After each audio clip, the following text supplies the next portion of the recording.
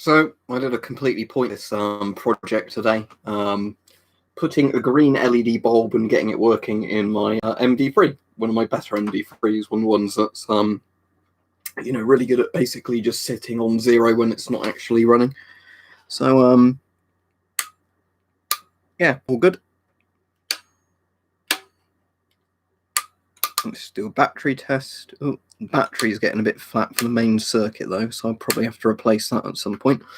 But yeah, so evening everybody. So yeah, completely pointless thing, but I took the old incandescent bulb out and got an LED that requires a higher voltage running in there, which was a bit of a pain in the ass, but it looks quite cool. I'll flick the light off so you can see it a bit better. But it's much brighter than the old incandescent that they used to use in them.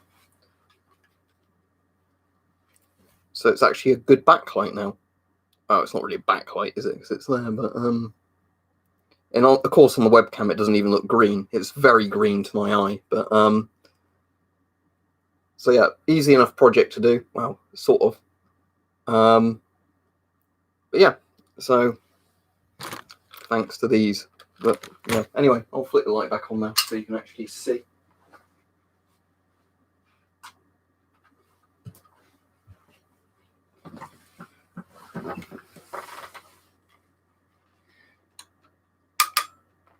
So what I've how I managed to do this, because obviously as I said 3-volt LED, I might as well show you, because I'm not going to dedicate an entire video to this, but I might as well talk about it on the stream while I'm waiting for lots of people to come on potentially. And then too many AK-47, I don't even know anymore. Too many. So how my redneck project for it works is, I don't know if you can see that in there. Get that out. Right, so I've got one of these things, which I'm sure you sort of recognise. Let's tip that, get all that shit out there. Right, so how this works is I've got one of these battery spacers, and I've put a half AA, which is 3.6 volts, rather than the standard 1.5 volt D-cell, and then filled the rest of it up with tinfoil. The reason being that basically that makes it conductive. It runs 3.6 volts through the lamp, not the standard 1.5 volts, therefore it lights up a green LED. But yeah, so these battery spacers are actually really useful for that. So yeah, if you ever want to get an old one where the lamp circuit uses a different light, that's how you do it. But don't then accidentally put this in the regular thing and blow your counter, because that can happen, because it will overvolt it. Yeah, so that's that. And the bulb was a pain in the ass to do as well, so I'm not going to get the bulb out, because if that comes loose again, it won't work. But and it still works. So as you can see, my completely amateur electronics work runs it. So yeah, so that's what I've done pointlessly today. I came up with the idea when I was watching Weapon Collector's stream on Twitch yesterday, after drinking a lot, because that's always when I come up with ideas like this. But then I had to wait till this morning when I was actually sober to manage the finer tune bits of it, because I kept dropping things yesterday when I was doing it. Oh, cool, Jacob. What did you manage to do that with it?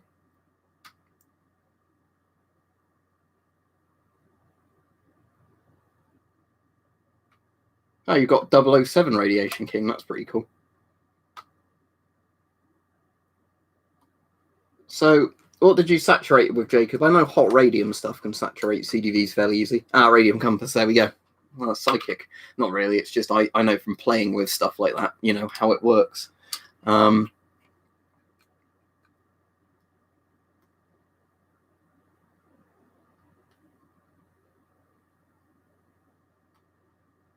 Who's the conjurer then, AJ? I watched a lot of horror films today, actually. I've not really been playing much today. I've just been watching horror films. So, what did I watch? There were some good ones and some crap ones. There was one that started off all right and then got a bit crap, about some girl that got possessed by a mirror. That was a bit boring. Then what else was there?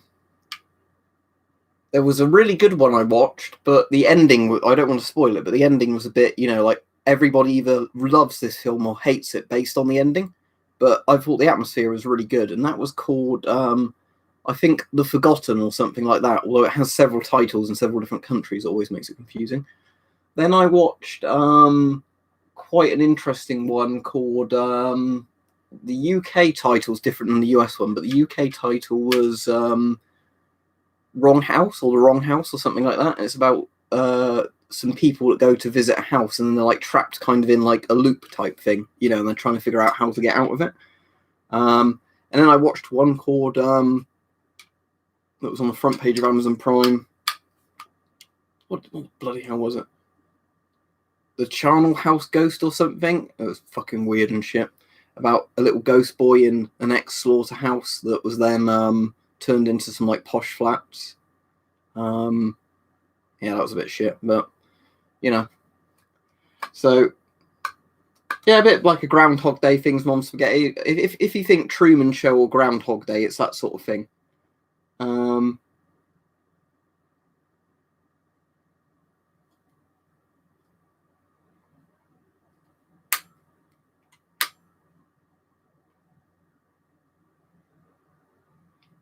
Oh, when you say pigs, I wasn't sure if you were referring to the police, Jacob, or you're referring to like a lead pig. I assume you mean lead pig, do you? You don't need a lead storage box yet because you haven't got anything that hot. And be careful if you do have stuff that hot about saying it on here, because there'll probably be people that report you because they think it's funny, hoping you get swatted. I mean, there's already the Chernobyl series, Hiku, and that's pretty horrifying. But I've seen the original Wrong Turn, Preston, if that's the one about like the cannibal hillbillies, isn't it? It's a bit like the Hills Have Eyes sort of thing, isn't it? But yeah, I've seen that. Mom Spaghetti says he got a VCR today and tons of VHS tapes for free the other day. Been watching movies on them. Ooh, VHSs. Sad thing is, I bet there'll be people in the comments who don't even know what VHSs are because they're too young.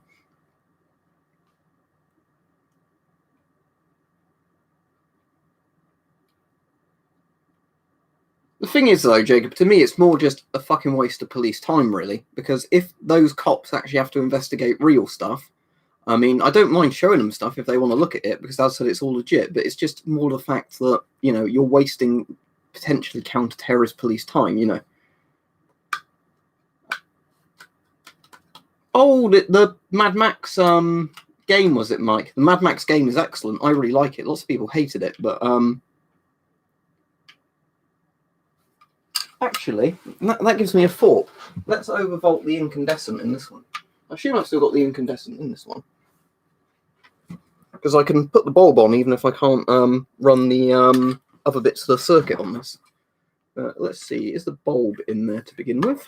That would be a good starting point. Oh yeah, it is. I know it is in this one, so. Lamp, that's what I want to open. Christ, that's on tight. There you go. Yeah, the Mad Max game's excellent, Mike. If you like kind of just a free roaming sort of car game, you know. So basically, we're going to put the improvised battery thing in this one, and it should hopefully work. And the incandescent bulbs on there, I figured out you can get to about 6 volts before they burn out. Because I had some spare ones, so I put it on my, you know, as you do, put it on this, which you can't see because it's right behind me. Popped it on that. Oh, I did pop it on that literally, but yeah, popped it on there, and I do a stress test with some bulbs to see how much voltage you have to put through them before they burn out. Because, you know, the higher the voltage, the brighter they get, but then when it's too high, it burns. So, you know. So let's give this a test. So I mean, it's going to be the old incandescent in the other one, so it's not going to be as good, but I don't want to replace the incandescent in an old number 2 Radiac. So let's grab this. Put my shitty little converter in. Put that in. I don't need to actually put a battery in for the main circuit, weirdly, because the Radiac's battery for the light runs off a completely different circuit. On with the lamp. That switch was clunky then. Yeah, that is brighter than normal. You can actually see it quite well. So yeah, I mean, it's still not as good as the LED one. But yeah. If I flick the light back off and I don't stub my toe on thing.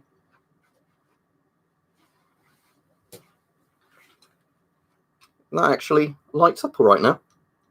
So yeah, this is the completely pointless DIY project I'm doing now, is putting more efficient bulbs and batteries in the light compartments in these. Right, I'll flick the light back off now. I mean, although that would kind of look quite cool in the background there, wouldn't it? But I don't think it's really going to be bright enough. Oh. It was on and it went off again.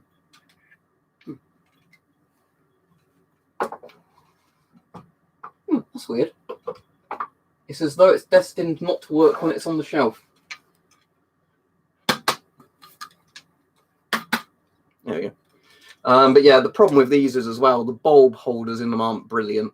So yeah, you have to sometimes just slap them about to get them working.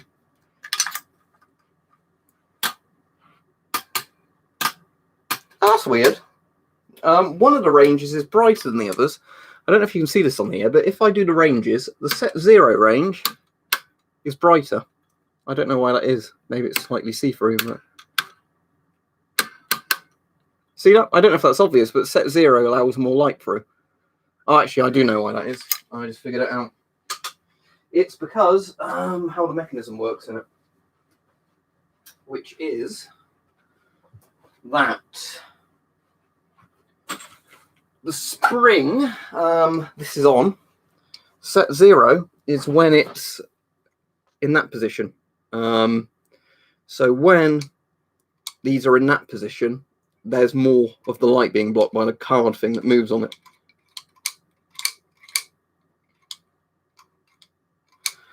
The problem is, Jacob, I don't think it will allow you to link it. I don't mind you doing it, but the issue is there's no real way that you can do it because YouTube won't let you, as far as I'm aware. That's the annoying thing. On regular comments, you can put links in the description, and it normally lets me show them, even if it marks them as spam. But on streams, it just literally hides the things from anybody that isn't mod. What was the name of the counter though? Because I could always Google it.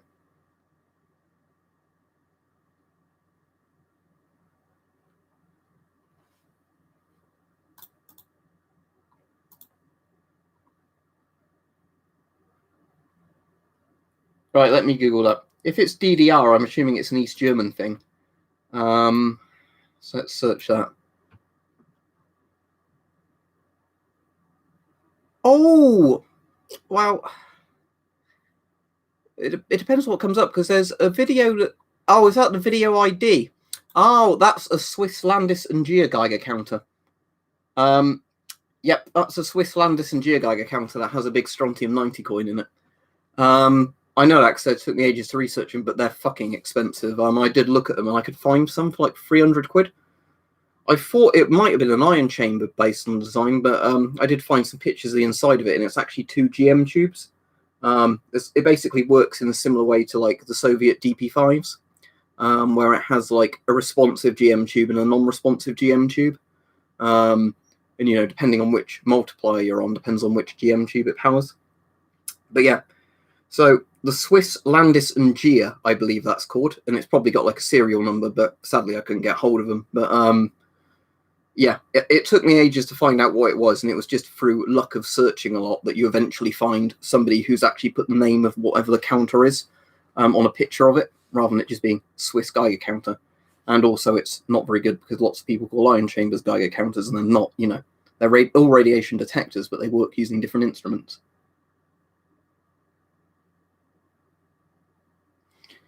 Well, Shed on Fire, I think, regardless, more people are going to get pissed off the longer lockdown goes on, so people's tempers might fray more.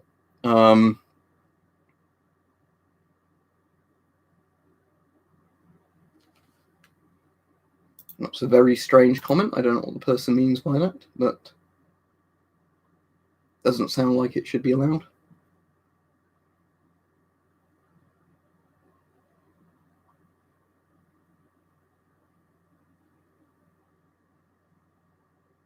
Because weapon collector's a mod. All right, Sparrow.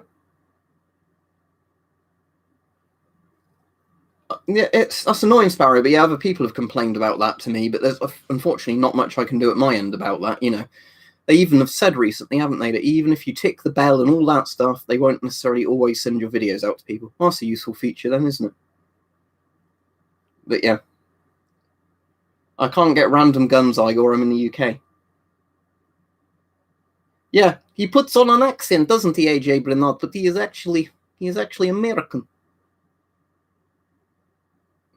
But yeah, my favourite gun channel is Paul Harrell. I don't know if you've watched him, AJ, but Paul Harrell's ones are like very blunt to the point gun videos, which is why I like them so much.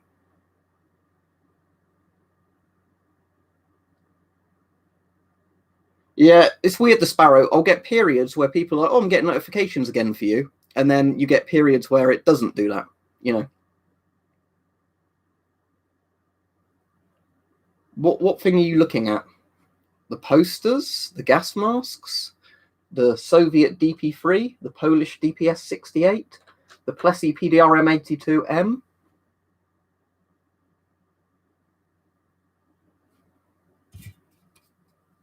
Yeah, Forgotten Weapons is good. I just like Paul Harrell's videos the most out of all of the things.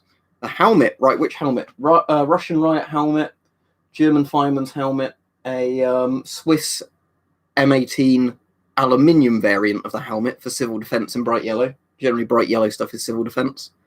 Modern British Army helmet there.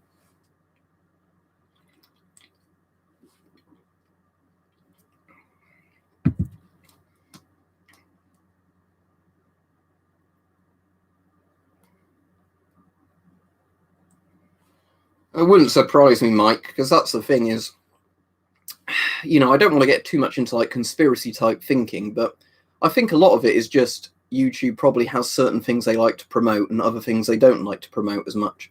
And I'm sure, however you look at it, channels related to weapons don't come under family-friendly content. But then notice how the family-friendly content was then like, oh, you're not meant to do that because video shouldn't be aimed at kids or whatever it was. It's all bizarre, isn't it? Mom Spaghetti, it's got kind of a few names. The Cobra Revision Virtus type thing is its kind of actual name. I'm just going to put my crooks on there. Yeah, they're called like Cobra, essentially revision helmets or battle skin revisions. There's the label if you want to see exactly what they call them. It says on the label, Battle Skin Cobra Plus Revision, but they call them like the Virtus helmet or the Virtus helmet. Yeah, I quite like Hobgoblin Ruby, but it's one that's I don't think too expensive. You know, like Audi or wherever we go. Oh, and I've also got some other helmets down there which you can't really see in frame. You might just about see the Yugoslav one, but here's a British Mark 7 helmet that has a German Flecktarn cover on that I've then put a Freedom patch on from Stalker. So there you go. The Mark 7 is probably my favourite of all my Kevlar helmets. But yeah, that's another thing, isn't it? Shed on Fire. Which is always annoying if there's channels I like, but I don't view some of their videos for a while, just for whatever reason I'm not viewing their videos, and then they turn off the notifications for you.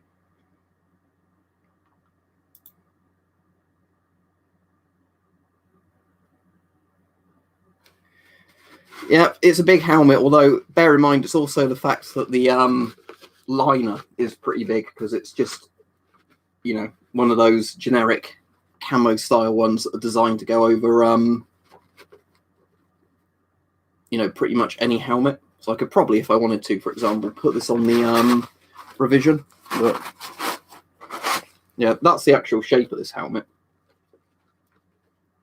The British ones are always pretty chunky when it comes to helmets, but they are actually very good, generally, helmets other than the regular Mark 6.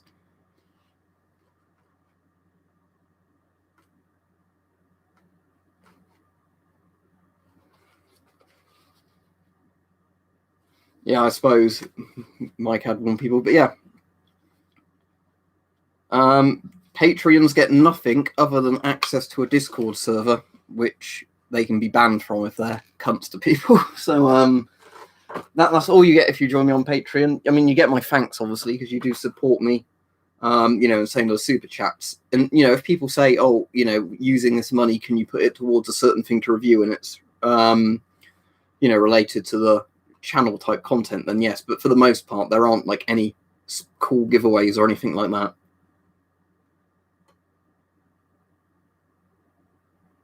Um, sounds horrible. You've had 2 teeth pulled out, Admiral. I suppose if you feel sleepy, you should take a nap. But when I had some of my old milk teeth pulled out that didn't come out on their own, I remember it took like hours and hours and hours for like the jaw pain to go, because like the sedative starts wearing off, and then you start feeling the pain that lasts for ages.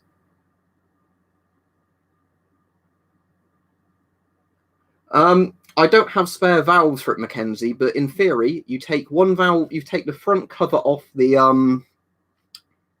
you take like the front plastic cover off the S10 to replace a normal exhale valve. They're just standard umbrella valves, so they're pretty easy to do. Yeah, AJ's put it very diplomatically there. He says, you get a mild sense of accomplishment for helping a creator make more great videos. I don't tend to go live every day, but as I said recently, I've actually been doing a bit less videos recently. I didn't actually do a stream yesterday, but that's just because there was a lot of DIY type stuff going on around the house, and you know, I didn't want to be doing that all day and then come on do a stream. But streams can be quite good fun if the people, you know, watching them are you know, having good engaging conversations. If it's a prototype Guero, they're probably quite hard to get. You'd have to find somebody willing to sell it you, and then they probably want a lot of money. Although I know there's a weird thing, apparently, some gas mask collectors are telling me where like people are buying regular masks, doing like conversions to them, and then claiming they're rare masks.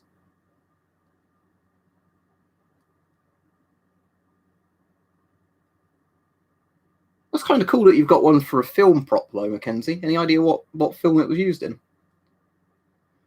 I mean, sadly, you're probably not going to get S10s cheap in the US, but you're going to have to hope maybe somebody would ship it for decent prices from UK eBay, or somebody in the US has one they want to sell.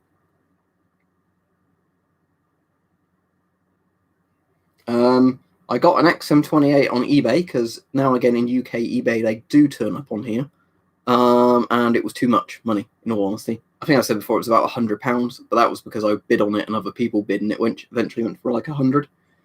Or Avon FM12, you mean? FM12s would be easier to get in the States because some US police forces use them. But yeah, you'd find getting an FM12 easier.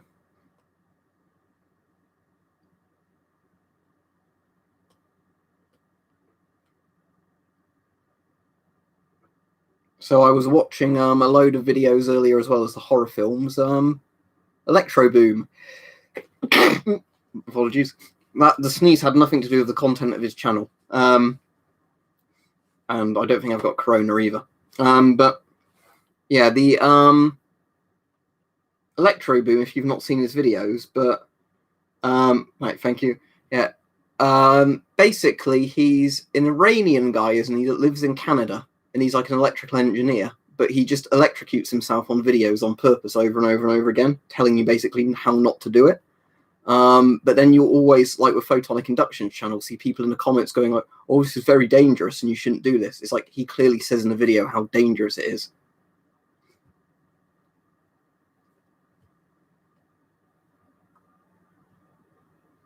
When you say Jacob's Ladder Mom Spaghetti, do you mean the film? I've seen the film. Or do you mean the video he did recently of the Jacob's Ladder?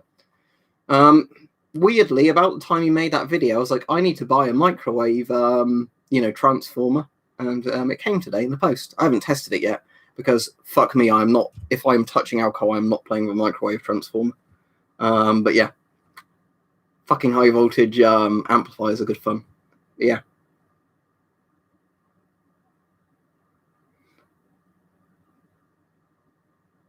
But anyway, I probably missed a comment, didn't he? He said, I'm not sure, but some think sandy because when it arrived, it has a load of sand in it and smells like a beach. Maybe, Mackenzie, they just used it in Iraq or somewhere. I don't know.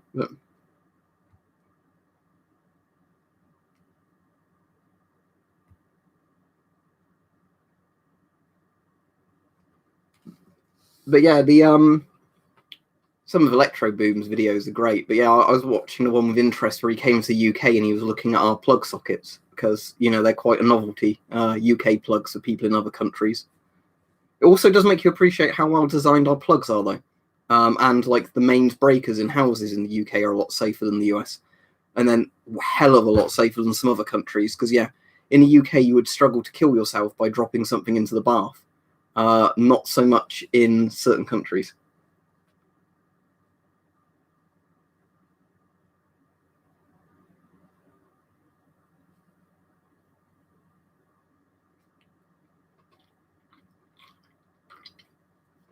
But if people have questions, the best thing to do is just ask the question, not say, can I ask a question or whatever, or help, I need to ask a question.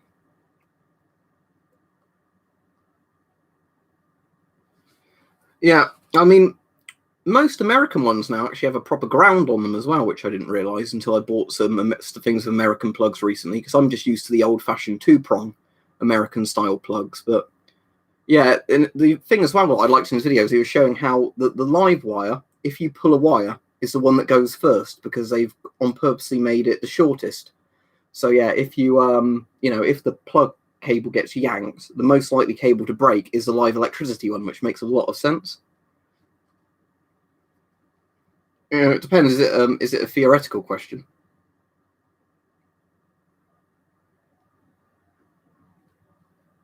Well, the FM12 is a lot more practical than the GP5, but unless you're answering somebody else there. Right, I'm going to put the this thing back together before I forget, and then put the light on it. So I need the battery from out of this one, which I'll then put in this one. Otherwise it won't be bright enough. So I don't think it will even power on this 3 volt. About yeah, totally totally legit way of making a battery. Do you mean a VPU, Mackenzie? Like the ones that clip on the front? If so, they're generally pretty expensive on places like eBay. I don't actually have any VPUs myself. If you just mean the actual exhale valve, kind of, well, not exhale valves, but the voice diaphragm, like one that goes there on the left side of the mask, I don't know if you can get spares for that easily, because the S10 ones are like glued in, aren't they? It's not like the FM12 where they're actually screw in and screw out.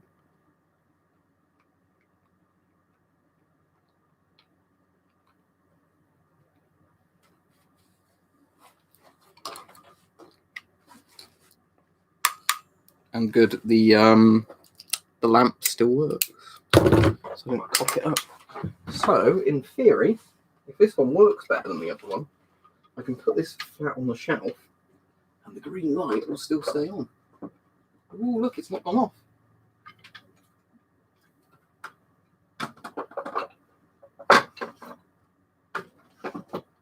So if I have the light off, then that might look really cool. I'm going to be tripping over that helmet I put on the floor.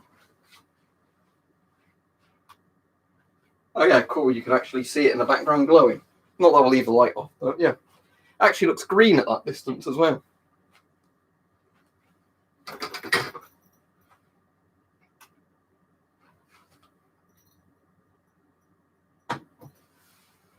Right. Thank you, Quantum Science Inc. Right, Yugoslav M1 filters. Personally, I wouldn't want to use them. For stuff like tear gas, they might still work. In terms of is there asbestos or stuff like that in, I don't know. But bear in mind, Yugo M1 filters are very old, and Yugo M1s aren't the most reliable masks. Just because the main issue, the main issue of the old Yugoslav M1s is they were quite poor quality control. Oh, and thank you, Bob, for that other donation you gave the other day, because I didn't thank you for that because I'd gone off the stream when it processed through for me. So how would the custom PBF filters work? Is it something like you're going to 3D print or whatever that would then go into it, or what?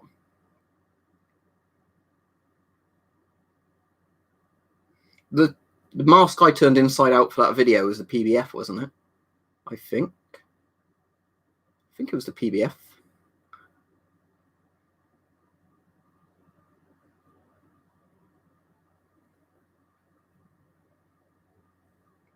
But yeah, if you've got a load of money, Quantum Science Inc., I would say get a better mask than the M1. Get something that's 40mm. That way, you can actually find filters for it easily, unlike old 60mm masks. Or you could actually get a 60 to 40mm converter for your Yugo M1, and then you could put NATO filters on it. People I've known for quite a long time on here.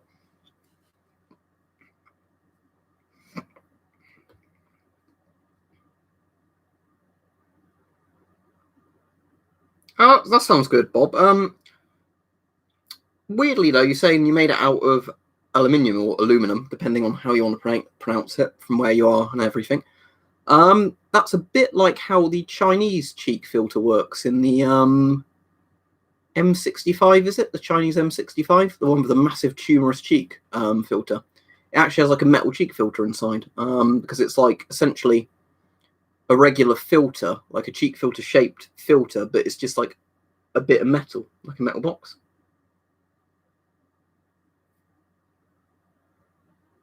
How do you mean that it looks like a Navy mask? Well, the Chinese M69 11HHH30, they're actually really good if you manage to get one of those. I don't know if mine's stored in this room or not, but it's basically a better version of the Soviet PMG. They basically copied some bits from the PMG, copied some bits from sort of US mask designs. And it's quite good, actually.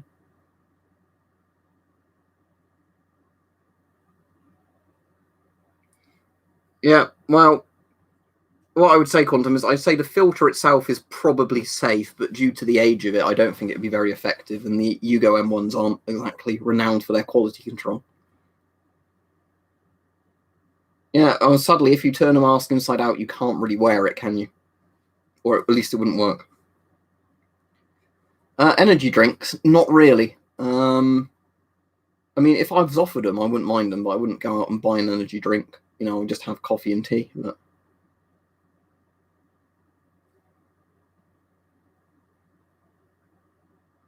well, you can buy Soviet filters, Quantum, on eBay fairly cheaply. I don't really sell stuff myself. But if you're saying how much should a Soviet filter cost, like £5 to £10, they're not really sought after filters because they're mass produced and contain asbestos, you know.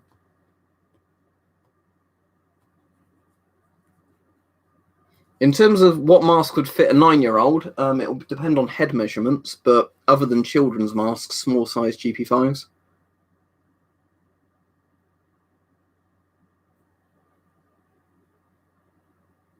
I'm good, truth, love, and honour, thank you. Not much has been going on today other than pointlessly putting a green light in that MD-3. For a 9-year-old, they'd probably have to have size 3, which would be the smallest FM12. Bear in mind, FM12s, size 3 is small, size 1 is large. It's the opposite way you'd think it would be. Same with the S10. Size 1 S10s are the largest, size 4 S10s are the smallest. FM12s and CT12s are size 1, 2, 3, and that's large, medium, small. So if you were getting one for a child, they'd need a size 3 probably.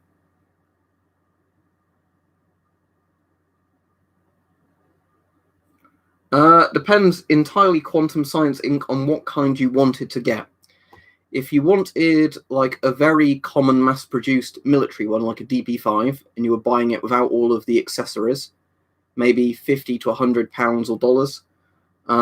If you were getting like some modern, like electric ones, $50 to $100.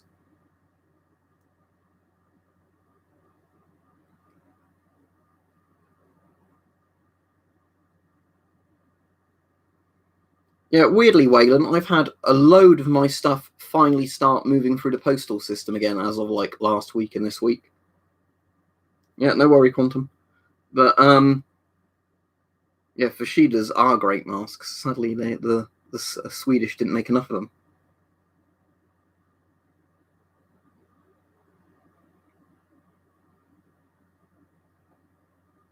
But yeah, so pointless green light in there, which again you can't see when the room light's on.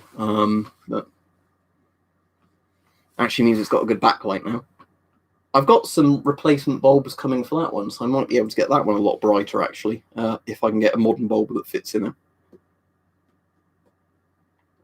Issue is, of course, with old Soviet stuff, they don't exactly write what bulb size and like millimeter it is on all of them.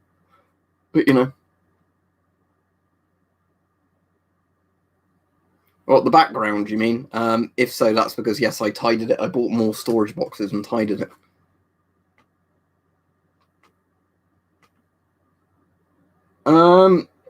Falklands War era Admiral Akbar. Have you seen the British S6? I don't know how much they'd cost in the States, but the British S6 is the Iranian embassy siege sort of British Cold War mask. The S10 only replaced it at the end of the Cold War. Not easily, Mackenzie. The problem is the S10 has one that's glued in. The FM12 has an unscrewable one, so it is actually a slightly different, sort of different design. I mean, in theory, I guess you could get one and then you could glue it or epoxy it in somehow, but it's not going to be a 1-1 kind of replacement part.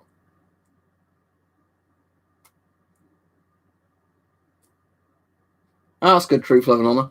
I've not had any scammers for a while on eBay. I mean, I've bought a few things where they're not really as described, or they took absolutely ages to move through the post, but that's not, it's... The only ones that annoy me are kind of where they do what they did to Mike with the riot helmet, and I've had a few things like that, where they basically are oh, you won't necessarily get the one in the photo, and then, they're not all the same model or whatever. But sometimes if the item's not very expensive, or the process is too much of a ball ache to go through, I just sort of think, fuck it, I'm gonna have to deal with it, aren't I?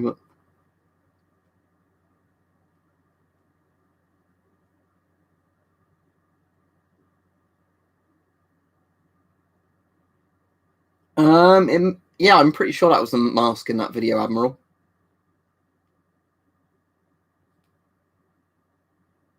But yeah, I said I only just watched recent films today. Sadly, AJ, probably going to be a similar situation with me. I know some of my co-workers, I don't want to say too much because, obviously it's confidential for some people, but basically it was a similar thing where some of my co-workers, I'm pretty sure, have been made redundant. Others of us might be, and I'll be on the might be list. As far as I'm aware, I've not been made redundant yet because nobody, from work has talked to me about it directly. Although, we have had the sort of group messages sent out. But some of my other co-workers have, had Zoom meetings or whatever to discuss redundancy. I don't know if it would fit you, Admiral, and it's very expensive, so I wouldn't personally get that.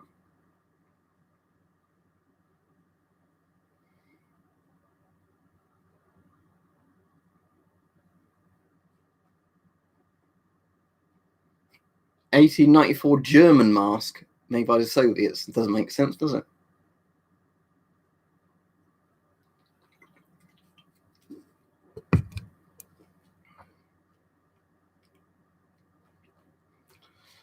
Yeah, but I think, AJ, it's going to be probably how many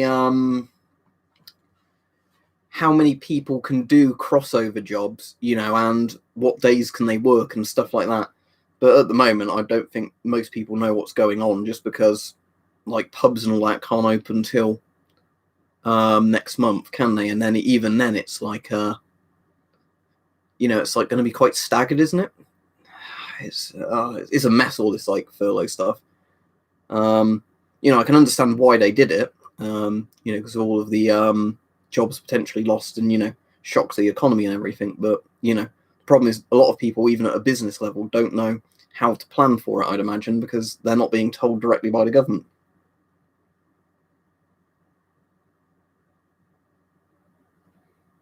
Yeah, I volunteered at Blue Cross, AJ, so yeah, that's the volunteer job. Obviously, they're not going to stop me going in for, because that's volunteering my time for free. But I still can't even go back to volunteering there yet, because they've still got all the volunteers sort of being told not to go in.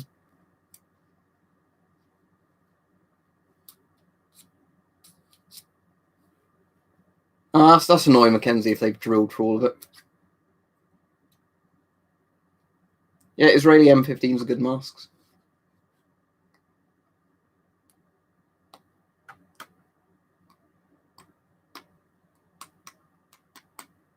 Yeah, so, it is what it is, I suppose. You know, I've not, in all honesty, been watching the news that much because I think I've got a bit of corona fatigue, you know, of everything going on, especially when the press conferences don't tell you anything. You know, I just see, is there dates where they said certain things might resume? And, you know,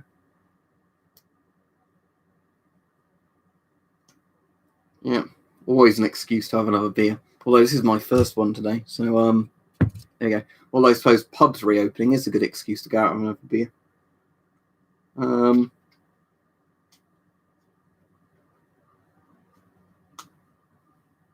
That's annoying, Mackenzie. I mean, I can understand why they probably did it for a film. It's a shame, isn't it? You can also sometimes buy like really bad condition masks on eBay as well. Like, as long as they're advertised as ones with missing parts, it's probably not so bad, because if you think, if it's advertised like that and cheap, you might want to take the risk. But, you know, I wouldn't want to pay a lot for a mask that comes with missing parts.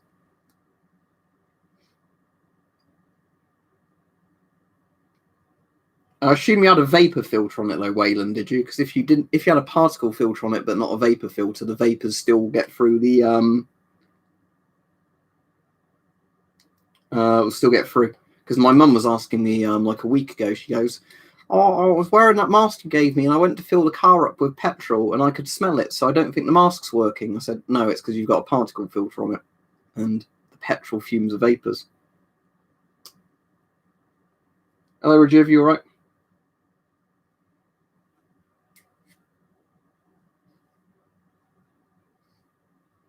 That's annoying then. I wonder what's gone in it. Maybe the voice diaphragm. That might be an easy fix. If you can take the voice diaphragm cover off and check if it's that, you could just put some like thin plastic and a washer in, and that should act as a voice diaphragm. But voice diaphragms can go on masks because a lot of them are quite thin. So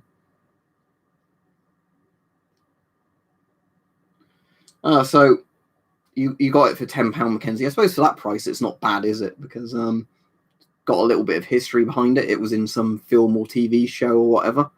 I'm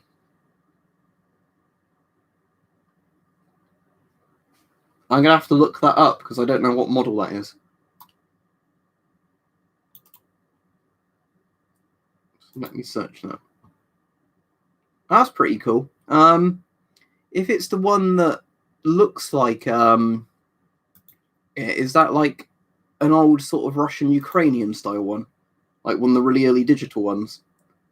That's pretty cool. But no, I don't have that one, so it takes a single 9-volt battery. Well, that's quite interesting. But yeah, I mean, I've got better Geiger counters than what that would offer, but funnily enough, speaking of like the little units like that, that's what the Bereg is, although it's not a digital readout. But the Bereg is one of those like Ukrainian Russian post-Chernobyl ones. It's just designed so they could literally have, you know, convenient little Geiger counters. So you know, they couldn't pretend there wasn't high radiation levels again, I guess, in the future. So, you know, one like this, it will just go red, basically. It will just go into the red if there's high levels of radiation, just to tell you, get out of there. It's designed so, you know, even people who don't know how to read a display on one of these can read it.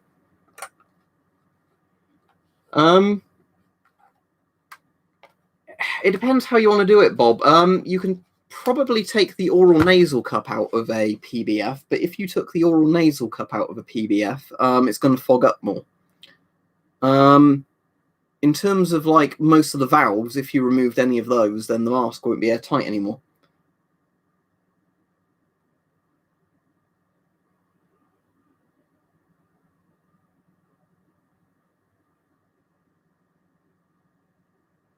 Yeah, M40s are quite nice. Oh, and good luck on your violin audition, Henry. I didn't see you say about that, but yeah, good luck with that. Yeah, and Daniel says like the stream. Yes, don't forget to like the stream. Yeah,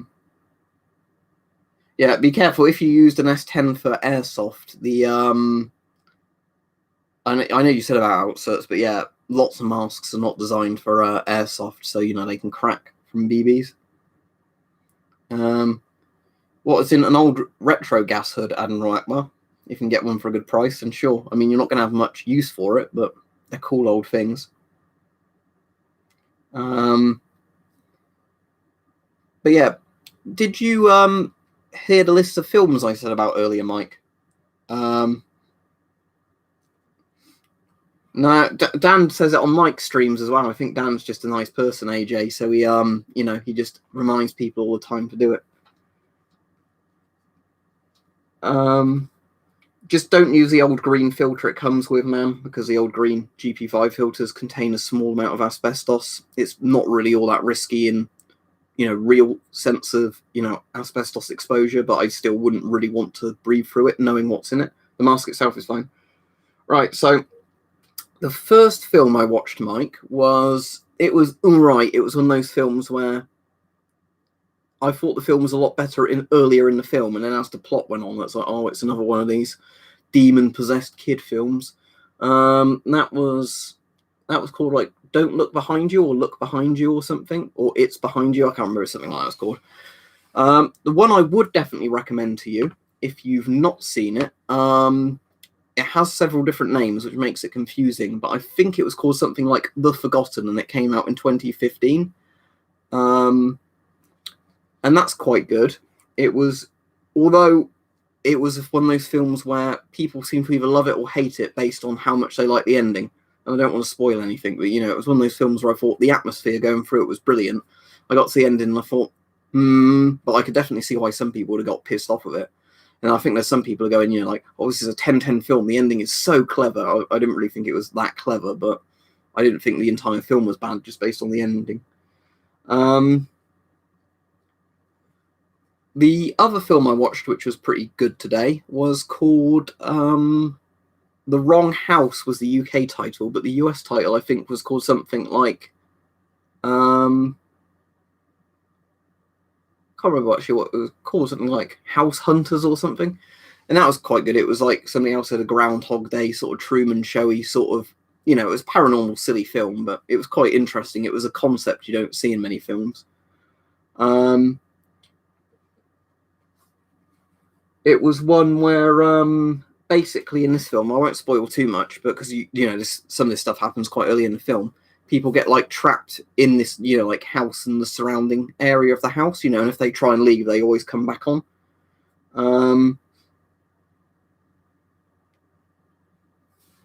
Yeah, I've seen The Mist. I mean, I like John Carpenter's The Fog, but if you mean The Mist as in the Stephen King's The Mist, yeah, that's all right.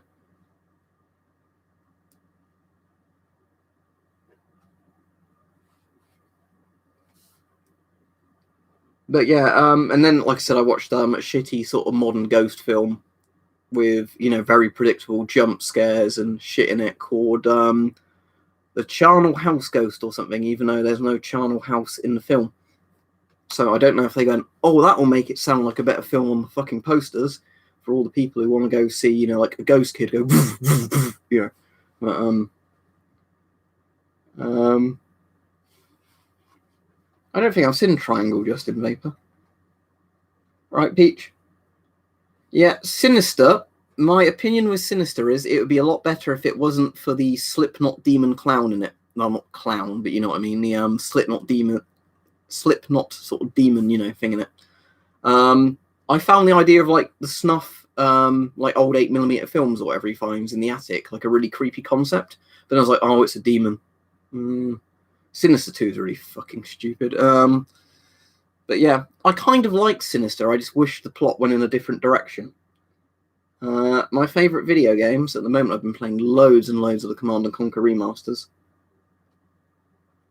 Alright, I'll definitely have to check that out, Mike, because that's multiple people recommending that now.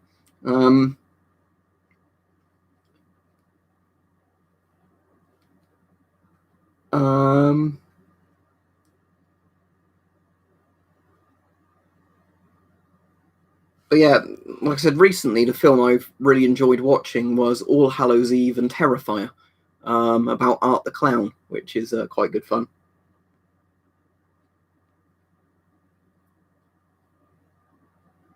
Yeah, John Carpenter's The Thing is fucking excellent, and that was one of the films people didn't like when it came out, which I find that insane. People did not like The Thing when it came out.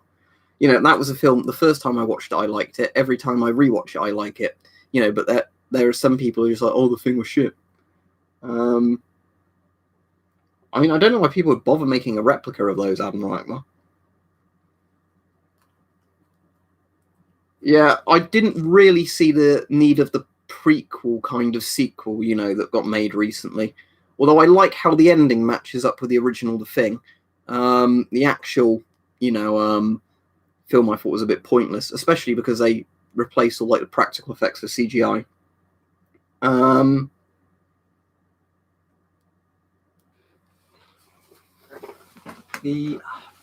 It's probably on here actually.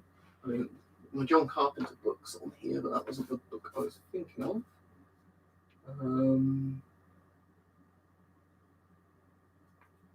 Have I got this book on this shelf, or is it somewhere else? Because if it's on a different shelf, I can't. Nah, here it is.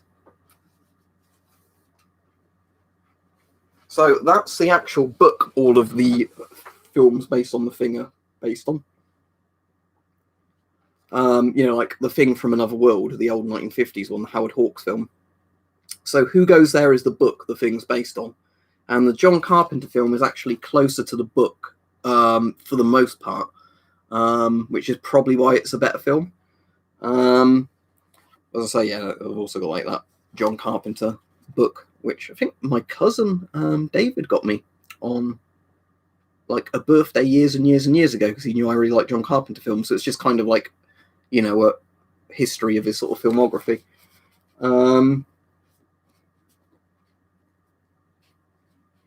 But yeah, Who Goes There is quite a good read. The entire story of Who Goes There isn't that long. It's actually like several other short stories in this book as well. But yeah, if you've watched John Carpenter's The Thing and you really liked it, read the book. You know, I still really like the John Carpenter film, but I'm saying it's good to read the book, you know. Yeah, Prince of Darkness. I like Prince of Darkness is one of those films where the first time I watched it, I didn't really like it that much, but upon rewatching Prince of Darkness, I really like it. It's also the longest soundtrack he's ever done, isn't it? Prince of Darkness. There's loads of different sort of, if you listen to the Prince of Darkness soundtrack, it's, you know, like 2 hours worth of music or something. Yeah, The Thing from Another World, the Howard Hawks one, Sean. Yeah, I said that obviously inspired Carpenter to do his. It's just not as close to the book.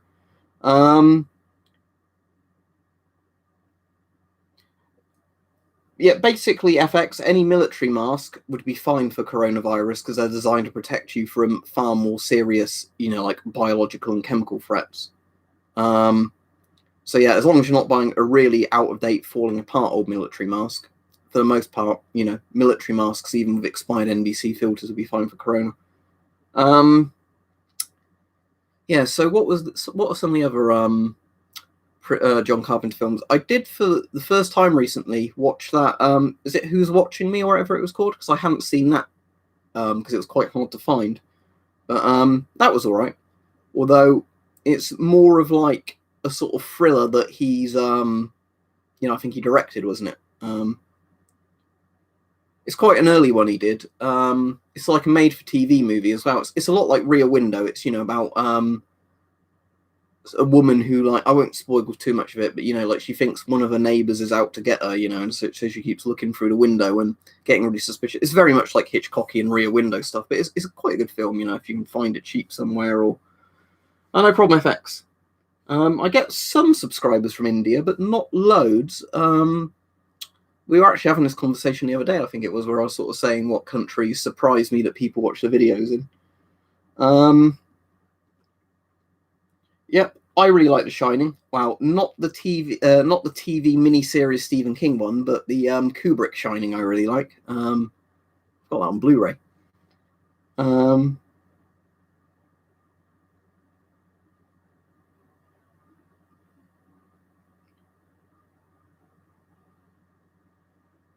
Yeah, I get quite a lot of Israeli viewers, because that's one of the problems I've had, Hiku, is where you get then getting bullied by people who want to be anti-Semitic, which is why I've done the videos, you know, this goes on this Sunday, but I've basically said, you know, anytime I see people, you know, saying horrible things about Jewish people in the comments, they're just getting an instant block now, because I'm just getting fed up of trying to rationally talk to some of these people. Oh, you meant you've now seen all of his stuff. Yeah, bots, they did a TV show. It's closer to the book, but the Kubrick film is a lot better. The thing is, if I was grading The Shinings on closeness to the book, yes, the miniseries is much better. If you're just talking about how good it is as a film or a horror film, then you know, the Kubrick film is way, way better. I mean, yeah, it's fucking Kubrick, you know. Is that Doctor Sleep or whatever it was called, Oliver? I've not seen that, but I heard mixed things about it. I wasn't really any interest in seeing it, but I heard part of the problem was some of it's based on stuff from the book, but they also have like the overlook design from the Kubrick film, which isn't very close to the book, you know. Yeah, we should talk about films more often. We might, if I stream tomorrow, which I probably will, we'll do a stream which is just going to be out talking about films, because you can have amazingly good conversations on here, I find, when people talk about movies. I'm trying to think what else I've watched recently, because I've been watching a lot during lockdown, you know, like on Prime and Shudder and that. But, you know, some of it's good, some of it's bad. I'm generally more forgiving if it's a low-budget indie film, if it's a bit shit, you know, because, of course, they don't have the budget. But I'm getting very, very fatigued with, you know, these mass-produced studio horror films that are like, oh, jump-pasted, you know, jump scare, you know, cut-pasted jump scare. Chinese masks are quite good, FX. I'm one of the few people outside of China to get one of these, apparently, thanks to Hype, who's one of my Chinese viewers, who sent me one as a gift, which is really nice. The MF11D. I've got a few other Chinese masks, but this is definitely by far my best Chinese mask. The video for this came out on Sunday, but yeah, the only issue is they're Ghost. Hype thought they might have actually been NATO threaded, but when I tried putting a NATO filter into it, it really felt like it was forcing it in, so I didn't want to, you know, damage it. These are Ghost filters on here as well, which is good because they fit fine on Soviet masks. You know, so if you wanted a safe filter to use on Soviet masks, these filters work fine. But how easy they are to get the filters separately, I don't know.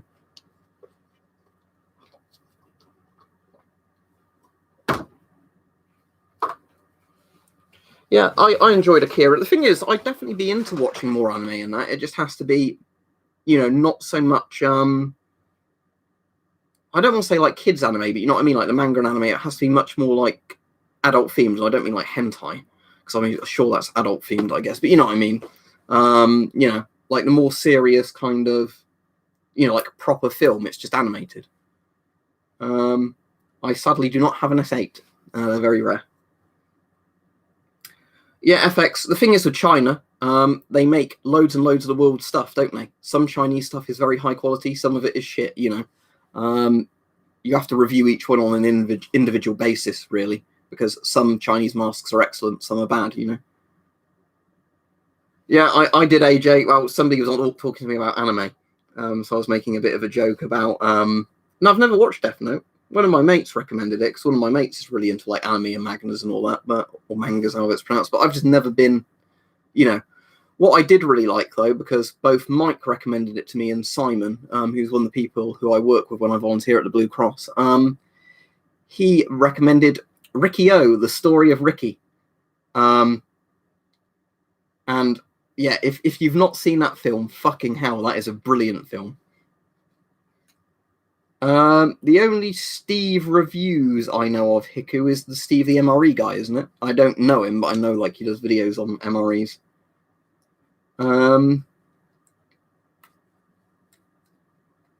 Right, Metro 2033 Redux was alright. I didn't get around to playing Last Light Redux, and I've not played Exodus, or whatever it is.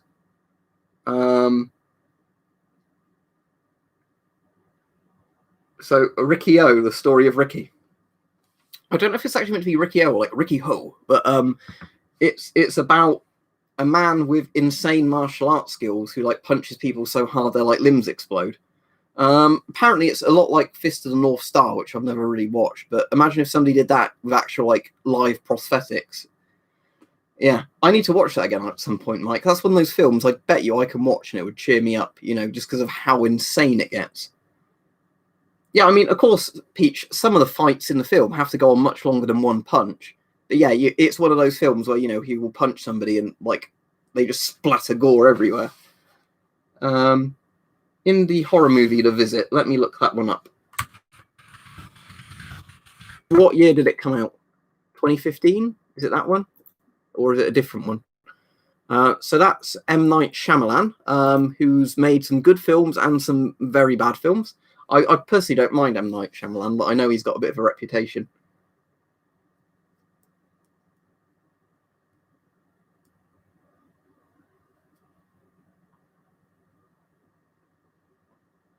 I've heard of that, Mike, but I've never seen them. You might have to Twitter me some of these after the stream, you know, so I can actually remember to have them as a list. Because the problem is, like, whenever you stream or I stream and we talk about stuff, I generally forget later on.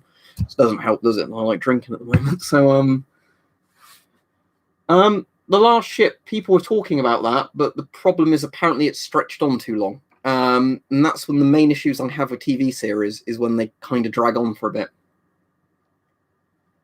Is 1408 Glow in the Dark, and good evening, Glow in the Dark, is 1408 the Stephen King one about the hotel room that has Samuel L. Jackson in? It's like the bloke trapped in the room. I won't say too much, but I thought that was good. I didn't think it was like the best film ever. I certainly thought it was good, you know. It might be one that I'll probably like more on a rewatch as well.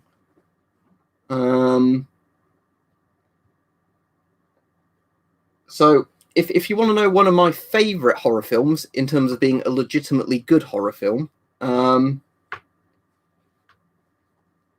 there is what's it? Della Morte dell'Amore. Funnily enough, you'll notice Italian films I'll mention a lot because I have a very soft spot for Italian movies. So Della Morte dell'Amore is fucking excellent. It's one of my favourite films ever, and it's like one I've rewatched so many times, and it's quite a therapeutic film to watch if you've had like a relative die or something. You know, it's one of those. I don't know why I'm saying that about a zombie film, but you know, it's because it's like a very dark humour kind of film, but it's kind of light-hearted in a way.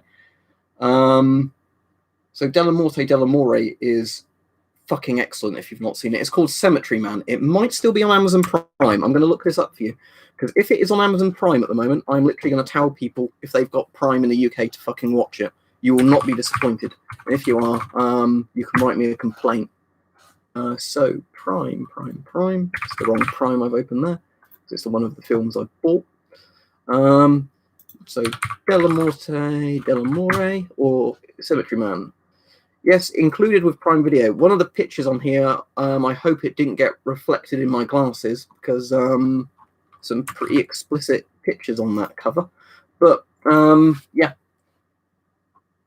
So Della Morte dell'Amore or Cemetery Man is fucking excellent. But right, now let's talk about a shitty Italian horror film I really fucking like. Has anyone seen Burial Ground? The Nights of Terror. If you have not seen, I have a weird feeling it might be like one of those Italian-Spanish co-produced films. Now I can't actually remember, but my God, Burial Ground is like, if you want a really watchable but shit zombie movie, that's Burial Ground. If you want a really genuinely good and unexpected zombie movie, that's Della Morte dell'Amore.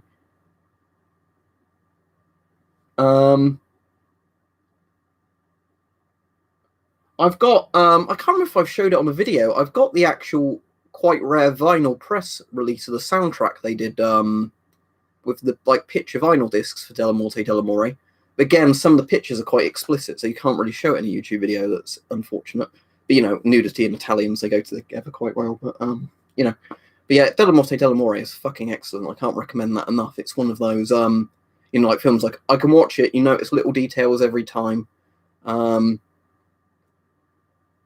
Yeah, Rupert Everett's in it. I think it was, the reason Rupert Everett was in it, I think, was when, I'm pretty sure when they made it in like 93 or 94, it was when I think he'd come out as gay. And then, unfortunately, lots of bigger budget movies didn't want him in because they couldn't sell his sex appeal to women as much. I think that was what it was. So it was quite easy to get him in an Italian film. I might be completely wrong about that, but I'm sure he said something like that in an interview once. But it's such a good film, though. And I'm so glad they had him in it and not whoever it was that somebody else in the production team or the studio wanted. And like the director and the writers were like, no. And what's also interesting is Dylan Dog, the comic it's kind of based on, like graphic novel, the character was drawn after Rupert Everett. So, The Beyond, is that the Fulci one? Bots about the hotel? Because I like Fulci films. But, you know, like the Zombie Flesh Eaters or Zombie 2, whatever you want to call it, that's like a genuinely good zombie film. But then you've also got the Italian shitty zombie films.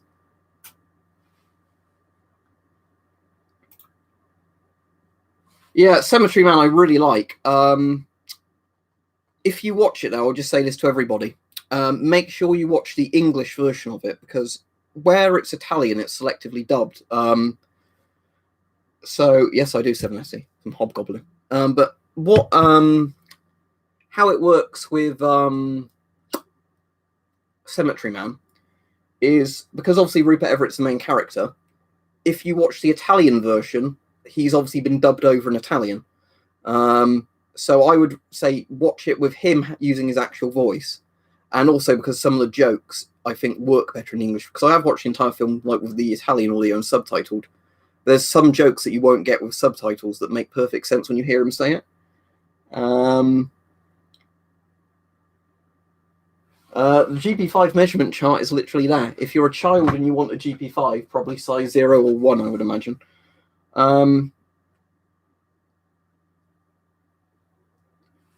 But yeah, but there's like a bit in it where he shoots somebody and he just says "fuck off" in the English version as he shoots him, and in the Italian one, it's like kind of almost like they've written it like an Arnie one-liner, and it doesn't work. But you know, I just think if somebody gets shot and he's just like "fuck off," I don't know how to find that. But yeah, Delamonte Long is fucking excellent. I'll stop talking about that one film now. I'll only be on like another 5 or 10 minutes, but yeah, it's just one of those films that, you know, I can't really recommend it enough. And I think everybody I've shown it to, you know, or told to watch it, I don't know if I've met anybody who hasn't liked it. You know, I've seen a couple of people who have watched it and then said, you know, I didn't really get it, but I like the visuals or stuff like that. But it's one of those films that, you know, like nearly everybody I've showed it to, even if I overhype it to them, still absolutely loves it. Oh, Argento, I assume. Yeah. Suspiria is still my favourite Argento film. But Deep Red's alright. What are some other Argento ones? Inferno, Suspiria. There was the third film in that like trilogy, wasn't there, which was early shot on digital and didn't look very good. The film itself was alright, it just looked awful because it was early shot on digital. But Profondo Rosso, is that Deep Red? There's Tenebrae. That's probably my favourite Argento one that's not Suspiria. Tenebrae or Tenebrae, whatever it's called. I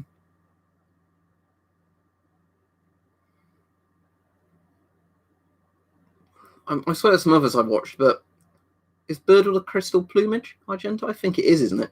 The only thing I find with the Giallo films is I find that Giallo whodunit things don't really work for me, because sometimes they're such a curveball that you'd never guess it, or it's like, oh, it's the really fucking obvious person who was a killer, wasn't it? But in terms of Tenebrae, I really liked. I've done a video, I think, recommending lots of things. The Evil Dead remake, Justin Vapor, was one of the few remakes I watched and actually liked. Daily Bioshock, the only filter I can honestly recommend to you that you might be able to get, and like, you know, they're still modern production filters and they fit, these Chinese TF1 filters. These are like modern Chinese GOST filters, perfectly safe, because you can literally see it's a paper heaper if you look there. But yeah.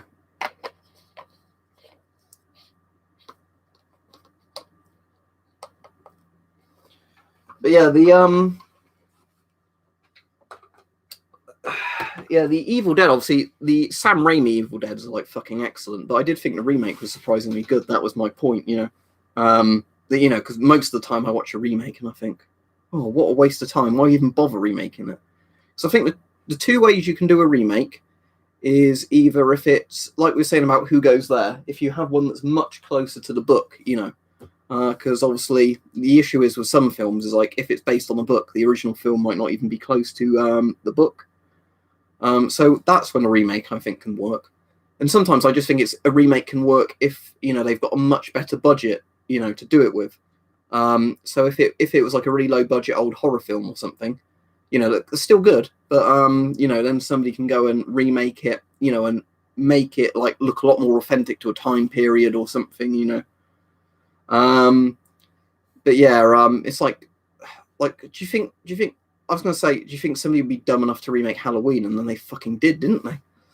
I flicked through the Nightmare on Elm Street remake recently, which was fucking shit.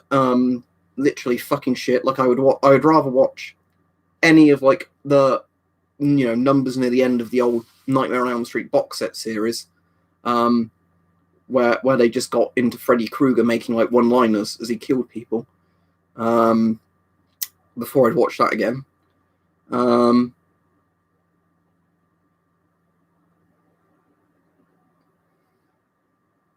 Yeah, also, different characters live and die in the books, don't they, Rajiv? That was what surprised me when I read the book, because obviously I read Jurassic Park, probably the book, when I was like 15 or 16, but I'd seen the film loads of times as a kid, and I was like, but that person died in the, thing. I wasn't a massive fan of the Conjuring FX, just because a lot of people like it, but the problem I found with the Conjuring, personally, is it's one of those films that starts off with quite creepy, subtle stuff, and then you're like, oh, this is quite good. But then it's, like demonic possession, people flying around the rooms, and I'm like, oh, fuck's sake.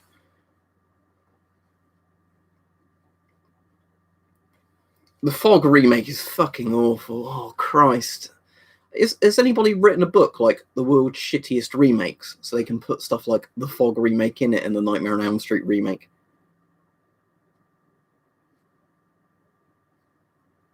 Yeah. George Lucas did that to his own stuff, bots, didn't he?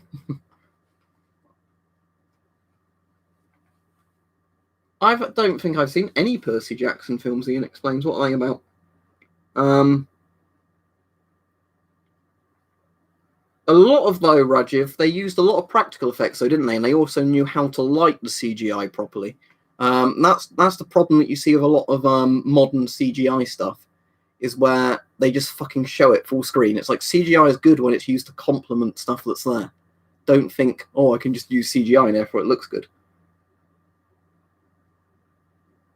I've not even seen that, but is it North Korea that invades the US in the Red Dawn remake? Because apparently a country that can't even feed itself, is capable of invading the US.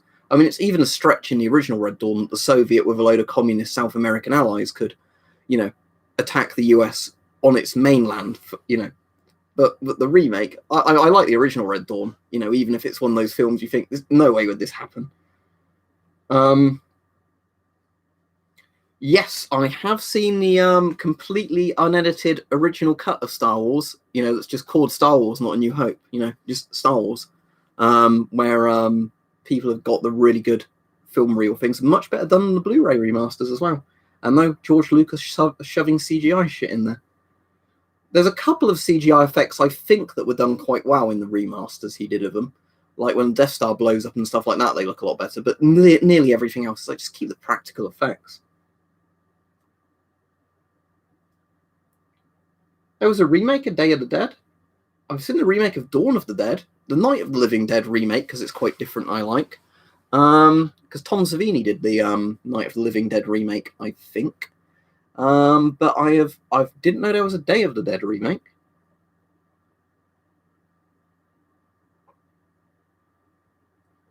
Yeah, FX. But you see, I'm into. I'll sound very pretentious, but I'm into like watching weird films. Like if you can watch something like The Conjuring and you think that's a scary movie. I mean, I know different people have different phobias. Like if somebody had a spider phobia, there's like there's even some like shitty 50s black and white films that would be I'm not saying 50s black and white films are shit. I'm just using some as an example. But yeah, it's like if you get into serious horror, what have I watched recently that's been really good? I generally find found footage films, if done right, can be quite creepy because they have a bit more believability to them. Yeah, it's still lit up in the background though. Oh, what's his name? Was it Richard Prowse? David Prowse? David Prowse, wasn't it, Richard? Who talked a bit like that. David Prowse. What happened to the plans they sent you? Death Star plans must be in another village. I know it wasn't exactly like that, but yeah. It's because that's why. I think I feel bad for David Prowse that they didn't tell him they were going to dub over his voice. Because he could have put a lot less effort in, but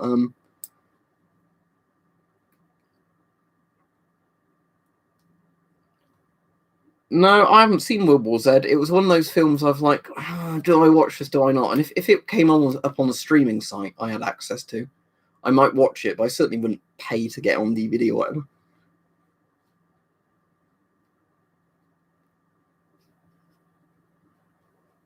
Yeah, I mean, I suppose back then, Ian, it was because there wasn't many found footage films, was there? But I mean, Cannibal Holocaust had all that stuff as well. Because I think, in general, it's probably easier to con certain people into thinking a film is real if it's found footage, just because, you can tell if there's lots of really good camera angles that it's not.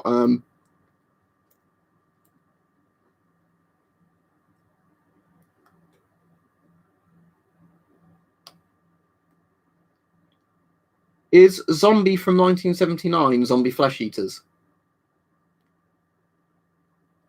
Or the one would be called, like, literally Zombie 2 in the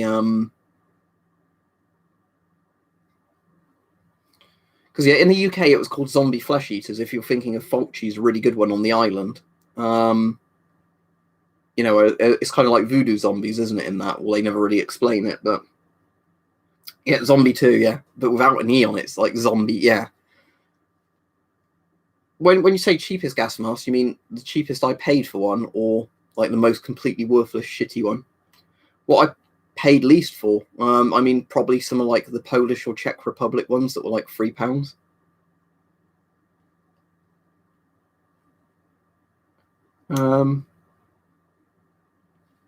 Yeah, interesting. Ian explains this actually probably works out better for the film, and I will go off in a minute. Did you know there's a bit where they're meant to capture on camera, like the Blair Witch or whatever, like the monster, because they had somebody dressed up in a costume, but the actor didn't swing the camera in the right direction at the right time, and that works out actually surprisingly well. Because if they showed it, people would be like, "Oh, let's take a screenshot of this and blow it up, and then you can see it's somebody in a mask." But if you don't know, it's the bit when they run out of the tent screaming in the night. I think probably like an hour or so into it. There's still like about half hour or so of the film after that. But that's where the actors actually see somebody stood in the woods with like, a light near them, in like a monster costume. But they didn't catch it on camera, which I think thankfully was for the best.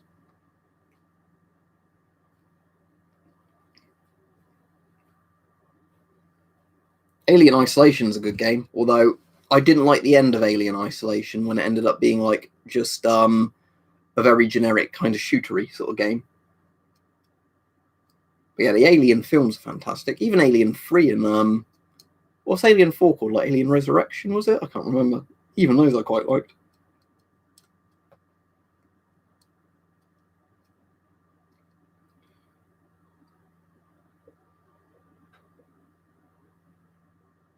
Yeah, Alien Isolation I really like up until like the last hour or two of the game, and then I found it was almost like unplayable because it's a game that's built around stealth mechanics, not really combat mechanics. And then the last bit of the game is basically like where the alien keeps regularly attacking you. Sorry, spoilers, but and you have to keep just using the flamethrower. So it like pops down, use the flamethrower, and like your objective is just literally like going down a corridor, pressing a switch, going down a corridor, pressing a switch.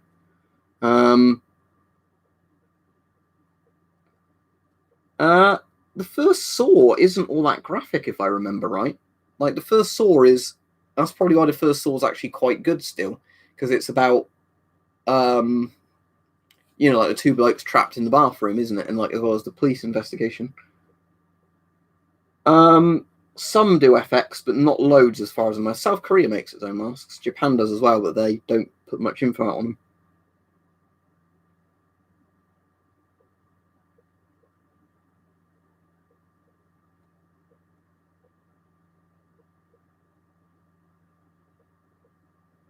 I've not seen Alien Covenant, if that was the newest one.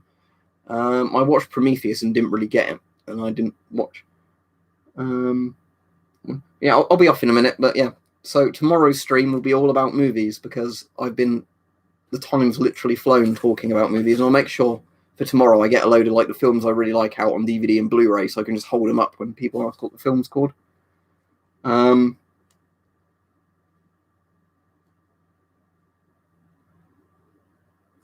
Right, you've got the last question, Mackenzie.